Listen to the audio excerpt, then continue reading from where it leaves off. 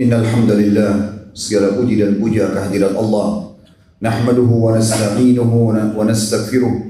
Hanya kepadanya kita memuji, meminta pertolongan serta bertaubat dari dosa-dosa kita.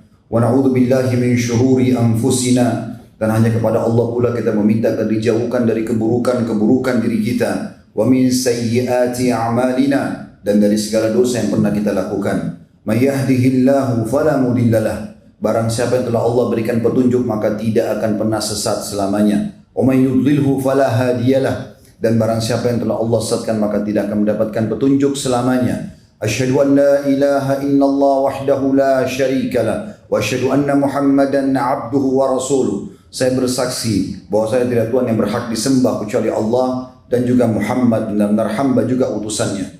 Allah berfirman dalam kitabnya, qala Allah Ta'ala, ya ayyuhalladzina amanu taqullaha haqqa tuqatih wa la tamutunna illa wa antum muslimun. Hai sekalian orang-orang yang beriman, bertakwalah, hanya patuh dan tunduklah kepada satu-satunya pencipta segala sesuatunya, yaitu Allah. Sebenar-benar patuh dan tunduk, dan janganlah kalian meninggal dunia kecuali dalam keadaan Islam. Di ayat yang lain qala Allah Ta'ala, ya ayuhan nasu taqu rabbakum alladhi khalaqakum min nafsin wahidah wa khalaqa minha zawjaha وبث منهما رجالا كثيرا ونساء واتقوا الله الذي تساءلون به والأرحام إن الله كان عليكم رقيبا. Hai sekalian manusia, bertakwalah, sekali lagi tunduk dan patuhlah kepada Allah yang telah menciptakan kalian dari jiwa yang satu, yaitu Adam alaihissalam, dan telah menciptakan dari jiwa yang satu istrinya Hawa alaihissalam, dan telah banyak memberikan keturunan laki-laki juga perempuan dari keduanya. Sekali lagi bertakwalah kepada Allah dan jagalah hubungan silaturahim. Sesungguhnya Allah senantiasa mengawasi kalian. Di ayat yang ketiga qala Allah Ta'ala, ya ayyuhalladzina amanu taqullaha wa qulu qawlan sadida yuslih lakum a'malakum wa yaghfir lakum dhunubakum wa may yuti'illaha wa rasulahu faqad faza fawzan 'azima. Hai sekalian orang-orang yang beriman, sekali lagi bertakwalah, hanya patuh dan tunduklah kepada Allah, dan ucapkan kalimat yang benar, jujur. Niscaya dia akan memperbaiki amal-amal perbuatan kalian, mengampuni dosa-dosa kalian. Barang siapa yang mentaati Allah dan Rasulnya, sungguh dia telah mendapatkan kemenangan yang besar. Amma ba'd, fa inna asdaqal hadithi kitabullah. Kita tahu sebaik-baik rujukan umat Islam dalam segala ini kehidupan mereka, terutama ibadah, adalah kitabullah, Al-Quran. Wa khair hadyu Muhammadin sallallahu ala alihi wa sahbihi wa sallam. Dan sebaik-baik petunjuk setelah Al-Quran adalah petunjuk Nabi besar Muhammad sallallahu alaihi wasallam. Wa syarrul umuri muhdatsatuha, dan seburuk-buruk perbuatan terutama dalam ibadah yang tidak punya rujukan dari wahyu Al-Quran dan sunnah. Fa inna kulla muhdatsin bid'ah. Semua perbuatan ibadah yang baru dikenal dengan, semua ibadah yang tidak punya rujukan wahyu dikenal dengan perbuatan baru dalam agama. Wa nabidatin dhalalah, dan perbuatan baru itu akan membawa pelakunya pada kesesatan. Kesesatan akan membawa pelakunya ke dalam api neraka. Kaum muslimin rahimani wa rahimakumullah. Di hari-hari kita sekarang sedang heboh wabah corona dan terus berkembang.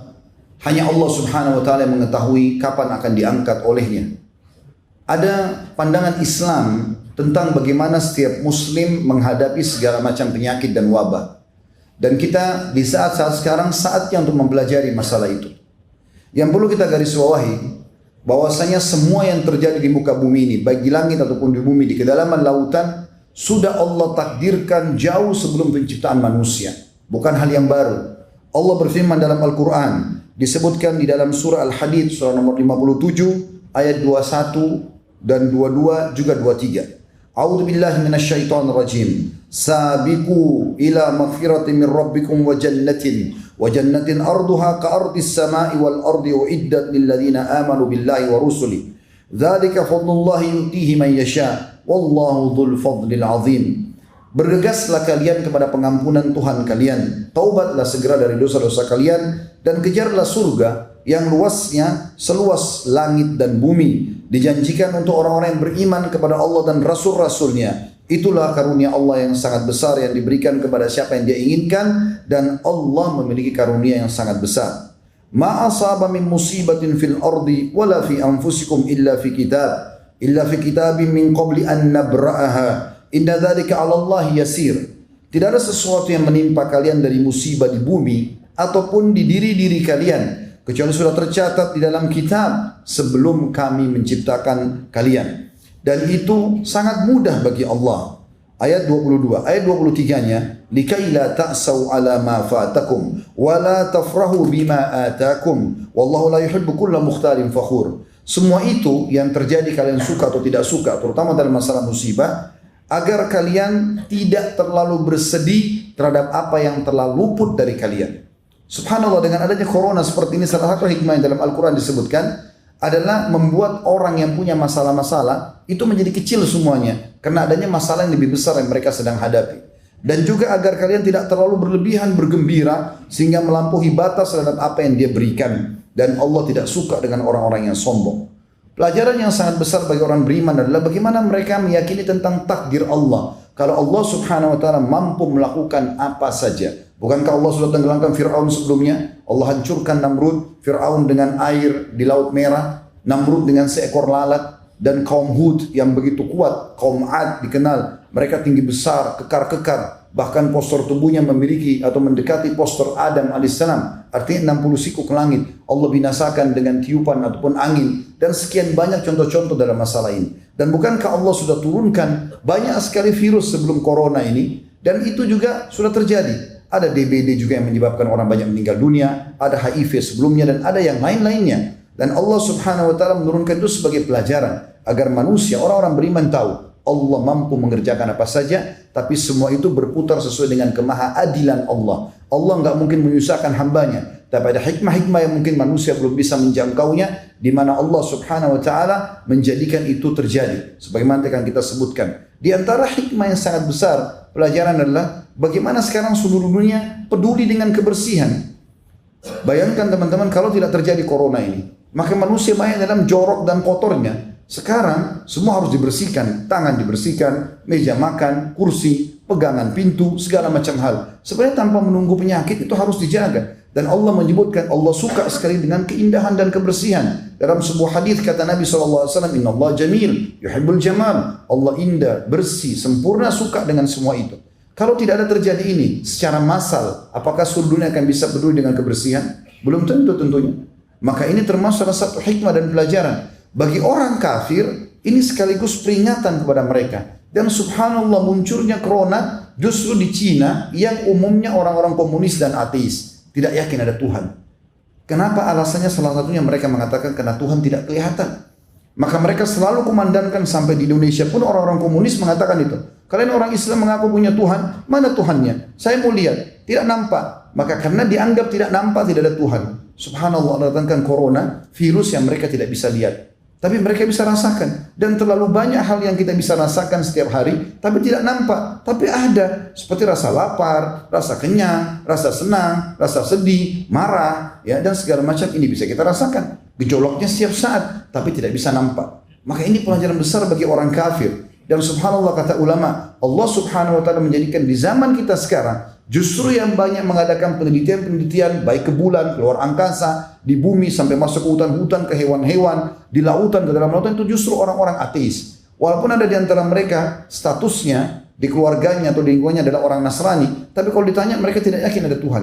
Allah buat mereka justru yang melakukan penelitian dan akhirnya mengerucut kepada sebuah poin, oh pasti ada yang ciptakan. Tidak mungkin dengan keajaiban besar ini terjadi begitu saja. Ini hikmah yang sangat besar yang bisa kita ambil. Itu poin pertama yang kita bisa ambil, adalah ini takdir Allah subhanahu wa ta'ala. Yang kedua, Islam mengajarkan kepada kita, ya, semua kita penganutnya, agar kembali kepada agama dalam panduan menghadapi masalah-masalah. Di antaranya wabah dan penyakit-penyakit ini. Yang pertama adalah larangan Islam untuk mendatangi lokasi yang memang dasarnya ada wabah, apapun sifatnya wabah itu. Termasuk seperti corona sekarang. Dan memang secara otomatis manusia sekarang sudah banyak khawatir. Mereka mungkin tidak safar lagi ke negara-negara yang ada corona. Atau sebagian negara bahkan menutup negara-negara mereka untuk didatangi. Dan itu sebenarnya pandangan syariat seperti itu. Bagaimana Nabi SAW bersabda dalam sebuah hadis Bukhari, "Idza sami'tum bit-ta'uni bi ardin fala taqdimu alaihi. Wa idza waqa'a bi ardin wa antum biha fala takhruju firaran minhu." Kalau kalian dengarkan ta'un, wabah, ya, tersebar. Tentu ini ada yang mengatakan kusta, ada yang mengatakan pes, tapi intinya dia wabah. Kalau kalian dengar sebuah wabah tersebar di satu lokasi, Jangan pernah kalian masuk ke lokasi itu. Dan kalau kalian sedang ada di dalam, maka jangan kalian keluar kena lari darinya. Pernah terjadi, kurang lebih terjadi tahun 17-18 Hijriah, di zaman kekuasaan Amir Mu'minin Umar bin Khattab radhiyallahu anhu, dikenal dengan Taun Amwas. Jadi wabah yang terkenal di wilayah Amwas, ya. Itu kurang lebih terjadi tahun Masihnya 639 Masehi. Waktu itu mati kurang lebih 20 sampai 25 ribu jiwa kena wabah ini. Dan mereka pada saat itu kebetulan kaum muslimin sedang menghadapi orang-orang Romawi. Umar bin Khattab boleh keluar dengan pasukan besarnya untuk menghadapi Romawi, menaklukkan mereka agar bisa menerima Islam. Dan pada saat itu, pada saat Umar bin Khattab lalu mau masuk ke dalam sebuah lokasi, ternyata di sana ada informasi yang sampai kepada beliau, ada wabah taun, ada wabah yang mematikan di dalam ini. Maka Umar bin Khattab menahan seluruh pasukannya, lalu bermusyawarah dengan sahabat-sahabat dari Muhajirin, dari Ansar, orang-orang yang dianggap senior. Kira-kira apa yang harus kita lakukan? Masukkah? Baru kita tawakal kepada Allah? Kena ya sudah, nggak kena ya sudah? Atau kita nggak masuk lalu kita dianggap lari dari takdirnya Allah? Kesimpulannya teman-teman sekalian, pada saat itu ada dua orang sahabat, Abu Ubaidah bin Jarrah radhiyallahu anhu, sahabat Nabi yang mulia, juga Mu'adz bin Jabal, berkata, wahai Amir Mu'minin, apakah anda lari dari takdirnya Allah? Udah masuk aja, tawakal. Lalu Umar bin Khattab menjawab, mengatakan, wahai Abu Ubaidah, kalau seandainya bukan kau yang ucapkan, artinya sayang kalau kau sampai ucapkan itu, sebenarnya kau harus berilmu. Lalu kata Umar, bagaimana kalau seandainya kau punya gembalaan, lalu ada dua buah lembah, satu lembahnya itu tidak ada tanamannya, yang satu ada tanamannya, kira-kira yang mana kau akan bawa gembalaanmu? Ke tanah tandus lalu kau katakan tawakal Allah, atau ke tanah yang ada tumbuh-tumbuhannya? Lalu kata Umar, saya tidak akan masuk. Abu Ubaidah pun tetap ngotot, dia masuk, salaman sama Umar bin Khattab, akhirnya sama Mu'adz bin Jabal masuk dan terbunuh dengan wabah tersebut. Yang terjadi teman-teman sekalian, setelah masuk dua sahabat yang mulia ini, ternyata ada sahabat Nabi yang namanya Abdurrahman bin Auf, sahabat-sahabat yang masyhur namanya, datang mengatakan, wahai Amir Mu'minin, saya punya berita dari Rasulullah sallallahu alaihi wasallam, bahwasanya Nabi SAW bersabda, kalau wabah taun ada di sebuah lokasi, jangan kalian masuk, dan kalau kalian sudah di dalam, jangan kalian keluar. Maka kata Umar, segala puji bagi Allah yang telah memandu kami. Oleh karena itu, isolasi ini sangat positif. Artinya memang kita tidak masuk ke sana, atau bahkan kita menahan dulu orang tidak sembarangan masuk ke negara kita, bagiannya sangat positif. Sekarang banyak orang bertanya-tanya, kenapa Arab Saudi tidak izinkan umrah? Lalu kemudian sangka buruk, berpikir positif dulu. Saya dapat informasi di sana, Ka'bah itu kan selalu dipegang oleh orang. Dan corona ini dari tangan orang bisa pindah langsung, pegangan orang saja sudah bisa pindah. Maka kalau dibuka umrah, bukan cuma bahaya bagi penduduk Saudi sendiri, bagi kaum muslimin. Berapa juta orang yang tawaf setiap hari, berapa banyak orang yang tawaf setiap hari, dan berapa banyak tersebar seluruh dunia penyakit ini. Maka ditutup. Dan penutupan umrah haji bukan baru sekarang. Sudah dalam sejarah Islam beberapa kali terjadi umrah haji tertutup. Tapi hal-hal terjadi karena peperangan, ada karena peribut antara kekuasaan dan segala macam hal. Jadi ini bukan hal yang baru. Apalagi ini hanya sementara waktu saja. Demi maslahat semuanya. Dan ini ada dalam syariat kita. Oleh karena teman-teman yang tidak punya ilmu jangan banyak berbicara. Akhirnya mendapatkan dosa. Apalagi bahasanya kenapa pemerintah Saudi. Berarti satu Saudi disalahkan. Berapa banyak orang yang Anda harus minta maaf dengan masalah ini. Kenapa pemerintah ini larang? Pemerintah itu yang dibahas. Berapa banyak dosa yang kita bisa dapatkan. Kalau Anda punya masalah sama seseorang, kerucut ke orang itu saja. Misal suami istri ribut. Kemudian suami misalnya marah sama istri, lalu dia mengatakan, kamu memang ini tidak dididik oleh kedua orang tuamu. Tadi dia cuma masalah sama istrinya. Sekarang masalah sama kedua mertuanya. Jadi 3 dosa dia, 3 musuh dia. Apalagi kalau dia bilang, memang keluargamu begitu. Satu keluarga. Kalau keluarga 30 orang, punya 30 orang masalah. Kalau dia bilang, memang negaramu begitu, atau sukumu begitu. Mungkin 300 orang sukunya. Memang negaramu begitu. Berarti kalau ke Indonesia 200 juta, dia harus minta maaf dengan sekian ratus juta orang. Maka harus hati-hati dengan lisan. Apalagi kalau tidak punya ilmu. Ini berbahaya. Maka dalam kondisi fitnah seperti ini kita tidak berbicara kecuali dengan ilmu yang benar. Sudah ada betul-betul penelitian baru kita berbicara, itu pun kalau ada manfaatnya kita berbicara. Kalau tidak maka diam adalah emas. Juga dikatakan Ibnu Hajar rahimahullah tentang masalah ini. Beliau wafat tahun 852 Hijriah menjelaskan kalau larangan mendatangi tempat penyakit itu karena dikhawatirkan menular ke siapapun yang masuk wilayah itu, dan larangan orang yang berada di wilayah tersebut keluar agar orang lain tidak terjangkit penyakit taun. Dan bukti bahwasanya ada penyakit yang menyebar, yang menular kalau ada sebabnya tentunya. Misalnya kita sengaja interaksi dengan orang-orang yang kena penyakit menular, maka ini ada dalilnya. Disebutkan dalam hadis Bukhari, kata Nabi SAW, la tadimun nadhara ila majzumin. Jangan kalian terlalu banyak interaksi ataupun menatap orang yang kena wabah, kusta atau yang lainnya. Berarti memang ada sifat menular. Walaupun ada sabda Nabi SAW mengatakan la adwa, tidak ada penyakit menular, tapi maknanya la adwa tanpa sebab, bila sebab, harus ada sebabnya. Orang jelas-jelas flu, dia habis pegang ingusnya, mohon maaf, lalu salaman sama Anda. Anda bilang nggak apa-apa, nggak ketular kok. Lalu ingusnya kita gosok di hidung kita, menular masalahnya. Kalau ada sebabnya maka pasti akan ada akibat, seperti itulah. Kemudian juga kalau terjadi bagi orang-orang beriman, misal kalau sampai ada yang kena pun, dan kita berharap tentu karena ini adalah wabah yang Allah datangkan sebagai hukuman, gitu kan? Jelas ini adalah hukuman karena Umar bin Khattab berkata radhiyallahu anhu, tidak mungkin wabah itu kalau misalnya wabah, bahasa Arabnya wabah, tidak mungkin wabah datang turun dari langit Allah jadikan sebagai sebuah bencana di muka bumi kecuali karena dosa yang sedang terjadi, dan tidak akan pernah diangkat kecuali dengan taubat. Jadi kita sebagai orang beriman tahu, yakinlah teman-teman, kalau Anda orang beriman kepada Allah Subhanahu wa taala, mengikuti panduan syariat Allah, syariat Anda, syariat Islam, dan Anda juga terapkan apa yang diperintahkan agar bisa selamat dari wabah, dari penyakit sebagaimana yang kita sebutkan sebentar lagi insyaallah, maka Anda akan aman, tidak perlu khawatir. Saya ingatkan juga, jangan terlalu dibesar-besarkan, seakan-akan harus sembako dipenuhi di rumah, tidak akan boleh salaman sama sembarangan orang. Akhirnya suami istri nggak mau salaman, orang tua sama anak nggak akan salaman, muslim sama muslim yang lain di masjid tidak akan salaman. Pada sementara Nabi SAW mengatakan bahwasanya kalau dua orang muslim salaman, pada saat mereka lepaskan tangannya maka akan guguran dosa-dosanya. Tapi Anda punya hak setelah itu, ya, mengantisipasi dengan misalnya mencuci tangan, boleh. Anda boleh pakai masker, silahkan, itu hak Anda ikhtiar, tapi jangan berlebihan. Sehingga akhirnya setiap orang bersin sedikit, kayaknya corona nih. Kan jadi masalah. Semua orang dicurigai. Di pengajian saya kemarin ada yang tanya begitu, Ustaz, saya lagi flu. Begitu saya flu, semua orang sekitar saya curiga kalau saya corona. Sehingga akhirnya semuanya orang su'don satu sama yang lain. Ini juga jadi pelanggaran agama. Artinya kita berhati-hati, tapi tidak boleh berlebihan. Disebutkan dalam sebuah hadis, Aisyah berkata radhiyallahu anha, tentang masalah taun. Waktu itu beliau bertanya kepada Nabi SAW, maka beliau mengatakan, innahu adzaban yab'atsuhu Allahu ala man yasha. Wabah itu sebenarnya adalah wabah taun terutama, tapi ini wabah secara umum bisa juga masuk dalamnya. Allah utus kepada siapapun sebagai siksaan yang dia inginkan. Faja'alahu Allahu rahmatan lil mu'minin.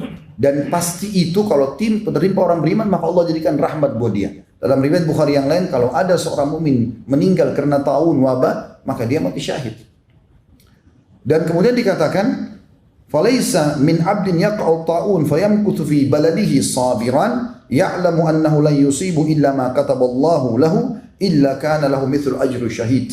Dan tidak ada seorang muslim pun atau mukmin pun yang sedang berada di satu lokasi, di sana ada wabah yang tersebar, kemudian dia tinggal di negaranya, tetap diisolasi, dia nggak keluar agar tidak menyebar, dan kemudian dia yakin itu tidak akan menimpa dia kecuali dengan izin Allah, kecuali akan dicatat baginya pahala mati syahid. Sebab-sebab syar'inya ada disebutkan oleh Nabi SAW, di antaranya hadis yang mulia, kata Nabi SAW, ya ma'syaral muhajirin, wahai orang-orang muhajirin, khamsu khisal atau khisalu khamsin idza tulitum bihinna wa a'udzu billahi an tudrikuhunna. Ada 5 perkara kalau kalian diuji oleh Allah dengannya maka ini sangat berbahaya. Tapi aku berlindung kepada Allah untuk kalian agar kalian tidak terkena. Lam tadhhar fahishatu fi qaumin qattun hatta yu'linu biha illa fasha fihim at-tawun. Ketahuilah tidak ada satu maksiat dosa besar kepada Allah di lokasi orang kafir atau orang beriman tersebar merajalela itu kecuali Allah akan mendatangkan wabah taun kepada mereka. Wal auja' dan masalah-masalah yang berat, penyakit berat. Allati lam takun maghat fi aslabihim alladzina magaw. Yang tidak pernah menimpa orang-orang yang datang sebelum mereka. Lam yanqusul mikyala wal mizana illa ukhidu bisinina wa shiddatil mauna wa jurus sultan alaihim. Dan tidak ada seorang pun di antara mereka atau komunitas yang curang dalam timbangan kecuali pasti mereka akan mendatang atau mendasarkan peceklik dan juga susahnya kehidupan serta pemimpin yang zalim terhadap mereka. Walam yamna'u zakata amwalihim illa muni'ul qatra minas sama walaulal bahaimu lam yumtiru. Dan tidak ada seorang pun atau satu kaum yang menahan zakat harta mereka kecuali Allah akan tahan hujan dari langit, dan kalau bukan karena hewan-hewan mereka tidak akan diberikan hujan. lam yanqudu ahdallahi wa ahda rasulih illa sallallahu alaihim aduwwan min ghairihim fa akhadhu ba'da ma fi aidihim. Dan tidak ada seseorang pun atau komunitas yang sengaja mengingkari janji Allah dan Rasulnya. Allah mengatakan akan dapat ini, kalau berbuat ini akan dapat ancaman itu. Lalu dia mengatakan tidak mungkin. Dia coba mengkhianati dan mengingkari masalah itu. Kecuali Allah akan datangkan musuh-musuh yang akan menguasai mereka dan akan mengambil sebagian apa yang ada di tangan mereka. Wa ma lam tahkum a'immatuhum bi kitabillah wa yatakhayyaru mimma anzalallah illa ja'alallahu ba'sahum bainahum. Dan tidak ada satupun pemimpin-pemimpin mereka yang tidak menerapkan kitab Allah dan mereka tidak menjadikan sebagai sesuatu yang harus diterapkan apa yang Allah turunkan, kecuali Allah akan menjadikan permasalahan di antara mereka. Itu yang kedua. Atau maksudnya poin yang kedua yang berhubungan dengan masalah apa yang harus kita lakukan. Pecahannya adalah kita harus mengisolasi tempat itu. Kemudian cabang daripada poin kedua ini adalah bagaimana kita berobat. Nah, kita tutup dengan ini teman-teman sekalian, bagaimana berobat. Berobat ini ada 3 cara dalam syariat kita. Dan ini sayangnya, yang pertama dan kedua yang merupakan asas, dilupakan oleh kaum muslimin. Yang ketiga, yang merupakan akhir daripada ikhtiar, justru ini yang mereka fokus untuk melakukannya. Teman-teman sekalian, kita harus yakin dengan sabda Nabi SAW dalam hadis Bukhari. Beliau bersabda, "Ma anzalallahu da'an illa anzalallahu lahu shifa." Allah tidak akan pernah menurunkan penyakit kecuali Allah turunkan kesembuhan bersamanya. Enggak ada kata-kata tidak ada kesembuhan. Enggak ada dalam Islam penyakit tidak ada obatnya, mustahil. Pasti ada. Itu sabda Nabi SAW dan tidak mungkin salah. Ini wahyu yang sudah diberikan kepada kita. Maka yang harus dilakukan 3 hal. Yang pertama, yang ini yang orang tinggalkan adalah berdoa, berzikir, sholat, sedekah, taubat. Ini asas daripada hilangnya wabah dan juga penyakit, mara bahaya. Dan ini banyak ditinggalkan oleh kaum muslimin. Misal, masalah doa, kata Nabi SAW, la yaruddul qadha illa doa. Tidak akan pernah ada yang bisa mengubah takdir kecuali doa. Kemudian Nabi SAW juga bersabda di dalam hadis riwayat Tirmidzi, inna doa yanfa'u mimma nazala wa mimma lam yanzil, fa'alaikum ibadallahi bid doa. Sesungguhnya doa akan bermanfaat terhadap apa yang sudah ditetapkan, takdirkan, dan apa yang belum ditetapkan atau ditakdirkan. Maka hendaklah kalian memperbanyak doa. Juga dalam sabda Nabi SAW tentang masalah doa, seperti misalnya doa keluar dari rumah. Biasakan membaca doa ini. Kata Nabi SAW, siapa yang keluar rumah membaca Bismillah, tawakkaltu ala Allah, la hawla wa la quwata illa billah. Dengan nama Allah, aku bertawakal kepada Allah, menyerahkan diri kepadanya dan tidak ada yang kekuatan kecuali milik Allah. Kata Nabi SAW, apabila seseorang keluar rumahnya, lalu dia membaca doa tadi, maka Allah akan menjawab mengatakan, engkau akan diberi petunjuk, dicukupkan dan selalu terjaga. Maka syaitan pun akan menyingkir darinya. Syaitan yang lain berkata, bagaimana mungkin engkau bisa mengganggu seseorang yang telah mendapat petunjuk, kecukupan dan penjagaan. Ini sebuah hal yang luar biasa. Bagaimana dia membaca doa keluar rumah misalnya. Begitu juga dengan doa-doa yang lain. Ya. Seperti misalnya dia supaya diijabah doanya, dia baca doa Dzannun atau la ilaha illa anta subhanaka inni kuntu minadh dhalimin. Jadikan sebagai zikir dia. Ya Allah, tidak ada Tuhan yang berhak disembah kecuali Engkau, Maha suci Engkau, aku termasuk orang-orang yang zalim. Ini doa dibaca oleh Nabi Yunus alaihissalam. Kata Nabi SAW setelah menjelaskan kejadian tersebut, beliau mengatakan, lam yad'u biha rajulun fi syai'in qattun illa istujiba Allahu lah. Sesungguhnya tidak ada seorang muslim pun yang berdoa dengannya dalam satu masalah apapun melainkan Allah pasti kabulkan. Itu juga zikir kepada Allah Subhanahu wa taala. Zikir pagi petang misalnya. Di antara zikir pagi petang bunyinya a'udzu bikalimatillahi tammati min syarri ma khalaq. Hadis riwayat Muslim. Aku berlindung kepada Allah dengan kalimat-kalimat Allah yang sempurna dari segala yang buruk diciptakan. Kata Nabi SAW, siapa yang membaca ini 3 kali di pagi hari dan 3 kali di sore hari, ya, maka tidak akan ada mudarat atau mara bahaya yang akan memudaratkannya hingga sore hari. Kalau dia baca 3 hari pagi sampai sore dia aman. Dan kalau dia baca 3 kali sore hari, maka tidak akan ada mara bahaya yang akan memudaratkannya hingga pagi hari lagi. Dijaga oleh Allah Subhanahu wa taala. Zikir yang pendek mudah diamalkan.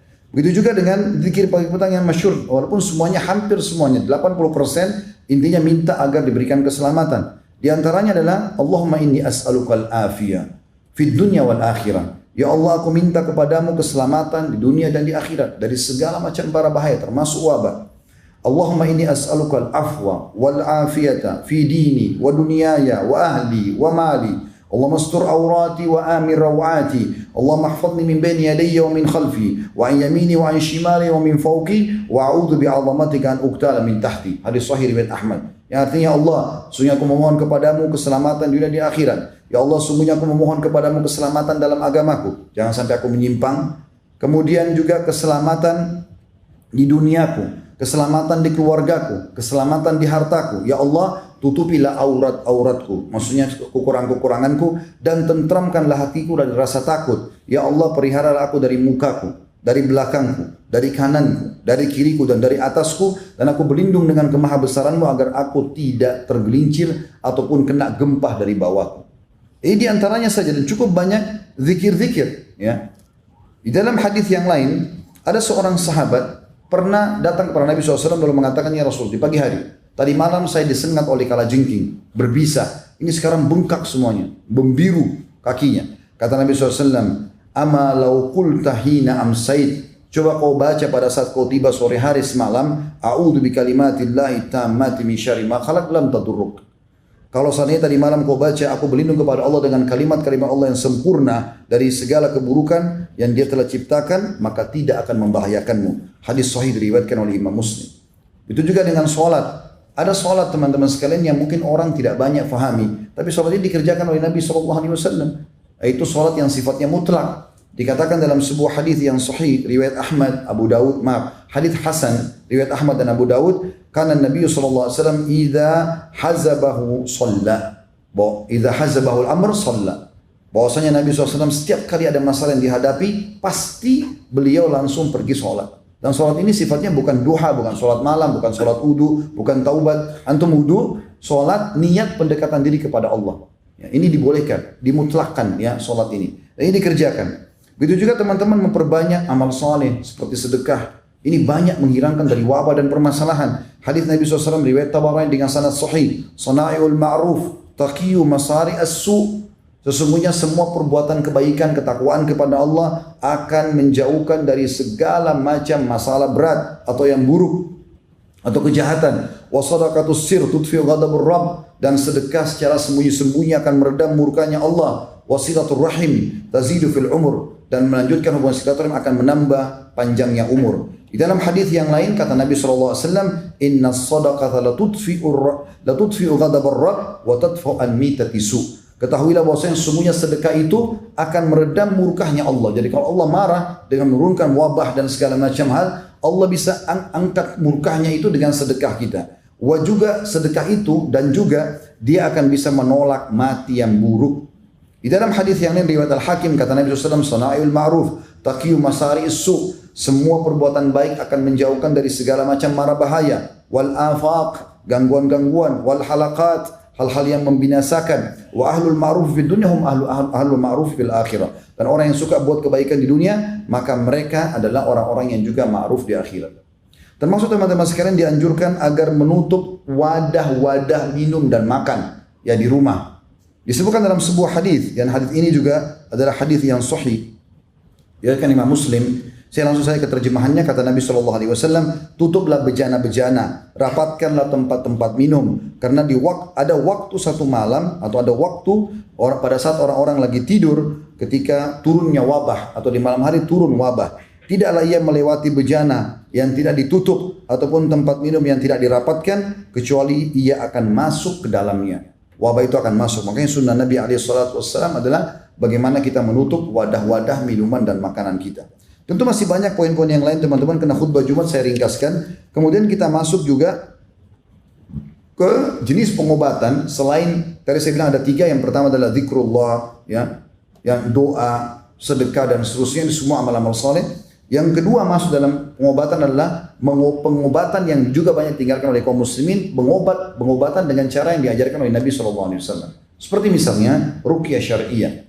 Ya, Ibnu Qayyim rahimahullah mengatakan, aku pernah merasakan rasa sakit kepala yang luar biasa. Kemudian aku membaca surah Al-Fatihah, meniupkan ke air zam-zam, lalu meminumnya dan mengusapkan ke badanku. Tiba-tiba sakit itu hilang. Ruqyah syariah. Teman-teman yang mau lebih jauh bisa nonton insya Allah ceramah kami di YouTube tentang masalah ruqyah syariah. Dan ini ulama sudah sepakat mengatakan bukan hanya orang kena racun, sihir, tapi juga dia bisa mengobati segala macam masalah dan penyakit.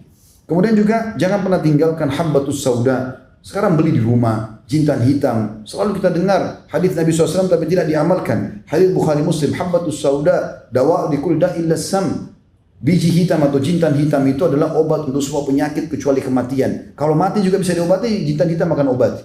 Maka diminum, konsumsi, taruh di teh kita, di kopi kita, di nasi, di sayur, di susu, minum sama madu. Ya. Maka ini anjuran Nabi SAW. Sakit atau tidak sakit, maka dia akan meningkatkan kekebalan tubuh insya Allah dan akan menyembuhkan penyakit. Sebagian ulama mengatakan keutamaannya, karena dalam hadisnya dikatakan habbatul barakah, biji yang penuh dengan berkah. Karena kalau orang minum, kalau dia belum ada penyakitnya maka akan menjadi penameng ya atau penahan daripada penyakit yang akan datang. Kalau dia sudah kena penyakit maka akan membantu dia mengeluarkan dirinya dari penyakit tersebut. Begitu juga teman-teman sekalian dengan mengkonsumsi madu. Madu ini dikonsumsi tapi bukan air madu, madunya dikonsumsi. Ada orang punya 1 kilo madu 1 tahun baru habis. Diminum madu itu. Jadi madu tanpa dicampur apa-apa. Itu baru manfaatnya besar. Tapi banyak orang 1 sendok makan ditaruh di 1 botol air 1 liter. Sehingga jadi air madu, bukan madunya. Madu dikonsumsi. Dan Nabi SAW pastikan kesembuhan pasti di 3 hal. Yaitu konsumsi madu, kemudian sayapan bekam, dan juga kai atau besi panas yang ditempelkan di tubuh. Dan aku melarang umatku menggunakan kai. Dalam riwayat lain, jadikan kai sebagai obat terakhir kalian. Maka madu juga begitu. Dalam riwayat Tirmidzi ada 2 orang adik kakak. Si kakak kena diare, mencret-mencret, mohon maaf, adiknya pergi ke masjid lalu melapor kepada Nabi SAW mengatakannya, Rasulullah, kakakku lagi mencret, diare. Kata Nabi SAW, berikan dia madu. Dia pulang ke rumah si adik, dikasih kakaknya. Ternyata belum sembuh. Dikasih kali belum sembuh, masih diare. Dia datangnya Rasulullah belum sembuh. Nabi SAW lalu marah pada anak muda ini sambil mengatakan, pasti Allah benar dan perut kakakmu yang bohong. Tidak mungkin salah. Allah mengatakan sembuh dengan madu, kok bilang tidak? Sekarang pulang berikan kembali. Diberikan kakaknya akhirnya sembuh. Yang disebutkan dalam hadis yang sahih. Dan kita tahu dalam Al-Quran, dalam surah An-Nahl khusus, ya, surah nomor 16 Allah berfirman di ayat 68 dan juga ayat 69-nya. A'udzu billahi minasyaitonir rajim. Wa auha rabbuka ilan nahli an ittakhidhi minal jibali buyutan wa minasy syajari wa mimma ya'rishun. Dan Allah mewahyukan kepada lebah-lebah, surah nomor 16 tentang lebah An-Nahl, agar menjadikan gunung-gunung sebagai rumahmu atau rumah-rumah kalian, dan juga dari pohon-pohon dan apa yang dibuat oleh manusia. Itu ayat 68. Ayat 69-nya, "Tsumma kuli min kulli tsamarat." Kemudian makanlah hai para lebah, Allah wahyukan kepada ciptaannya lebah, makanlah dari semua jenis buah-buahan. Fasluki subul rabbiki dzulula. Lalu ikutilah petunjuk jalan yang sudah Allah berikan kepada kalian. Yakhruju min butuniha syarab. Dan dari perut lebah itu akan keluar minuman. Mukhtalifa alwanuhu fihi shifaa'un linnas. Yang warnanya berbeda-beda. Ada madu warna hitam, ada coklat muda, ada kemerah-merahan. Warnanya berbeda-beda. Ada yang madu warna putih dan seterusnya. Semua itu keluar dari perut lebah, kata Allah, ada obat untuk manusia. Inna fi dzalika laayatan liqaumin yatafakkarun. Itu betul-betul ada tanda-tanda kebesaran Allah bagi kaum yang mau memikirkannya. Itu juga dengan bekam, saudaraku seiman. Jangan pernah tidak bekam. Kita sekarang kalau tidak salah berada di 18 Rajab. Sunnah Nabi SAW tanggal 17, 19, dan 21. Kalau kemarin 17 Anda belum bekam, maka besok insya Allah bisa bekam di tanggal 12 atau tanggal 21. Dan Nabi SAW juga mengatakan bahwasanya kesembuhan pasti di sayapan ya, bekam. Dan Nabi SAW mengatakan dalam hadis sahih riwayat Ahmad, sebaik-baik pengobatan penyakit kan adalah berbekam. Juga dalam riwayat lain, riwayat Tirmidzi, kata Nabi SAW, tidaklah aku melewati sekumpulan para malaikat ya, di langit pada saat aku sedang Isra dan Mi'raj, kecuali mereka semua mewasiatkan mengatakan, hai Muhammad, perintahkan umatmu untuk berbekam. Dan Nabi SAW mengatakan dalam hadis riwayat Abu Daud, barang siapa ingin berbekam hendaklah dia lakukan di tanggal 17, 19 dan 21, maka akan menyembuhkan semua penyakit. Juga teman-teman sekalian, konsumsi air Zam-Zam. Jangan lupakan air Zam-Zam. Beli, miliki, minum. Air Zam-Zam pulang dari umrah bukan ditaruh di gudang, di lemari, 5 tahun gak dikonsumsi. Minum Zam-Zam. Dan ulama mengatakan Zam-Zam akan terus berlaku walaupun dicampur dengan air lain. Misal, antum cuma punya 1 galon 5 liter, biasa kalau pulang umrah dikasih. Baik, kita minum sebagiannya. Bisa diisi dengan air biasa. Air biasa yang bercampur dengan Zam-Zam akan berubah jadi Zam-Zam secara otomatis. Jadi tidak akan pernah habis Zam-Zam kita sebenarnya. Kita bisa tinggal menambahkan air terus-menerus dan itu terus akan berlaku sebagai hukum Zam-Zam. Dan kata Nabi SAW dalam hadis sahih riwayat Muslim, air Zam-Zam penuh dengan berkah. Ia merupakan makanan yang mengenyangkan dan obat untuk semua penyakit. Juga sabda Nabi SAW dalam hadis riwayat Ahmad dan Ibnu Majah, Zam-zam sesuai dengan niat dan tujuan orang yang meminumnya. Minta kesembuhan Allah kasih, minta apapun Allah akan kasih. Dan juga Nabi SAW dalam hadis riwayat Tirmidzi dan Al-Baihaqi dengan sanad hasan, beliau pernah membawa air Zam-zam dikatakan dalam girbah. Girbah itu kayak wadah minuman untuk taruh minuman tapi dari kulit hewan. Kemudian beliau menyiramkan dan meminumkannya kepada orang-orang yang sakit. Jadi ini bentuk-bentuk ikhtiar kita. Kemudian yang terakhir, pengobatan ketiga yang paling banyak orang sekarang melakukannya dan meninggalkan yang pertama dan kedua, yaitu berobat secara medis. Dan ini dianjurkan juga dalam Islam. Tapi ini pengobatan terakhir justru. Kalau kita malah terbalik, dokter dulu, nanti kalau sudah tidak bisa sembuh dengan 30 dokter, baru sholat malam.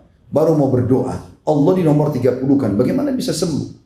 Maka ikhtiar medis adalah ikhtiar yang terakhir. Hanya pelengkap saja. Sebagaimana Nabi SAW bersabda, sesungguhnya Allah tidak turunkan penyakit, hai hamba Allah, kecuali Allah turunkan bersama obat, maka berobatlah wahai hamba-hamba Allah. Aku qauli hadza, saya sudah mengucapkan perkataan saya ini, wastaghfirullah li wa lakum, dan saya beristighfar kepada Allah, dan ada jamaah istighfar kepada Allah, fastaghfiruhu innahu wal ghafurur rahim. Beristighfarlah kepadanya karena Dia Maha menerima taubat hamba-hamba dan juga Maha penyayang. Alhamdulillah wassalatu wassalamu ala Rasulillah. Segala puji dan puja kehadirat Allah Subhanahu wa taala, juga salawat dan taslim kepada Nabi besar Muhammad sallallahu alaihi wasallam. Hari Jumat adalah hari yang mulia, hari raya bagi kaum muslimin, di mana Nabi SAW mengatakan Allah telah menutupi Jumat dari dua kaum sebelum kalian, Yahudi dan Nasrani. Yahudi memilih hari Sabtu sebagai raya mereka dan Nasrani hari Ahad, dan Allah memberikan aku petunjuk di hari Jumat. Dan hari Jumat kita dianjurkan memperbanyak salawat kepada Nabi SAW dan juga mengejar doa, karena dua buah hadis yang mulia. Hadis riwayat Muslim, kata Nabi SAW, tidak ada seorang muslim pun berdoa di hari Jumat kecuali dijabah sama Allah, dan kejarlah itu di khutbah kedua khatib pada saat dulu sampai diiqamahkan solat. Makanya semua khatib pasti berdoa di khutbah kedua karena ini adalah waktu mustajab. Riwayat An-Nasa'i yang lain, kata Nabi SAW, Jumat ada 12 waktu dari subuh sampai maghrib. Tidak ada seorang muslim berdoa kecuali diijabah oleh Allah Subhanahu wa taala, dan perbanyaklah doa selepas asar sampai terbenam matahari. Maka jangan kita sia-siakan dua waktu yang mulia ini. Kita sekarang termasuk waktu mustajab. Mari kita hadirkan hati dan pikiran kita untuk berdoa kepada Allah Subhanahu wa taala. Alhamdulillahirabbil alamin. Kami memuji Allah sebagaimana layak Kau dipuji sebagai pencipta. Kami yakin Engkau sedang mendengar kami karena Engkau Maha mendengar.